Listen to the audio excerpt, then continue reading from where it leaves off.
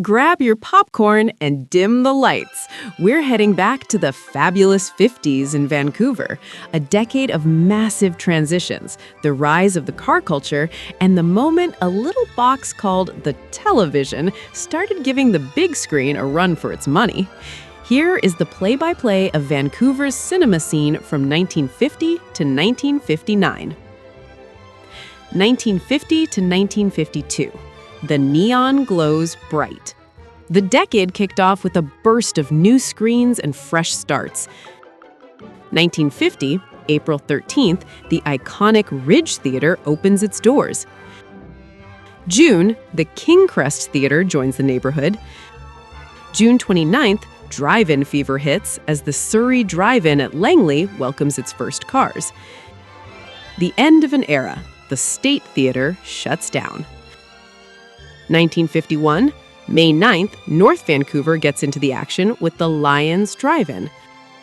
August 3rd, New Westminster joins the party with the Paramount Drive-In AutoView Theatre. The independent move. The Hollywood Theatre officially leaves the Famous Players circuit. 1952, the comeback. The old State Theatre gets a second lease on life, reopening as the Avon Theatre. 1953 to 1954, drive-ins and departures. As the suburbs grew, the screens followed the highways. 1953, May 13th, Famous Players makes its mark in Richmond with the opening of the Delta Drive-In. The exit. Odeon says goodbye to the Cambie Theatre. 1954, April. Surrey gets another outdoor option with the opening of the Westminster Drive-In. 1955, the Great Shakeup. This was the year of the television. As living rooms across BC flickered to life with TV sets and drive-ins pulled crowds away from downtown, a massive wave of traditional neighborhood theaters couldn't hold on. The 1955 final curtains included Famous Players, the Alma, Kitsilano, Victoria, and Windsor, Odeon, the Hastings, Marpole, and Metro, New Westminster, Independence, the Main, and the York. Note, on May 13, 1955, the Hillcrest Drive-In in Surrey opened, proving that while indoor theaters were struggling, the outdoor screens were still booming. 1956 to 1957, rebranding and retrenching. The industry began to consolidate and rename. 1956, May, the Cedar 5 opens in North Vancouver.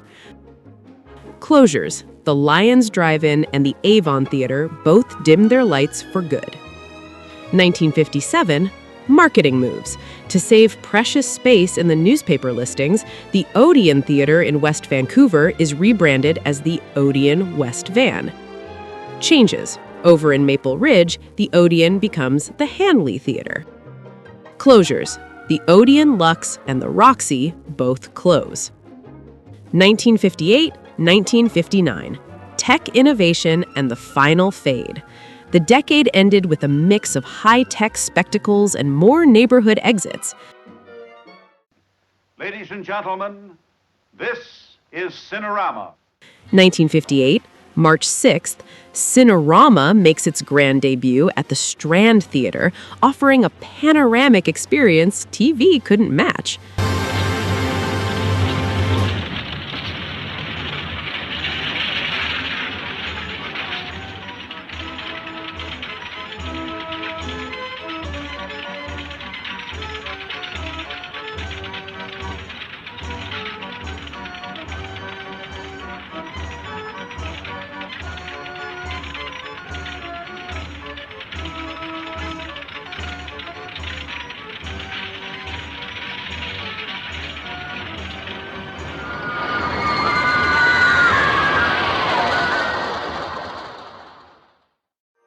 March 8th, Odeon expands its outdoor footprint, opening the North Van Drive-In.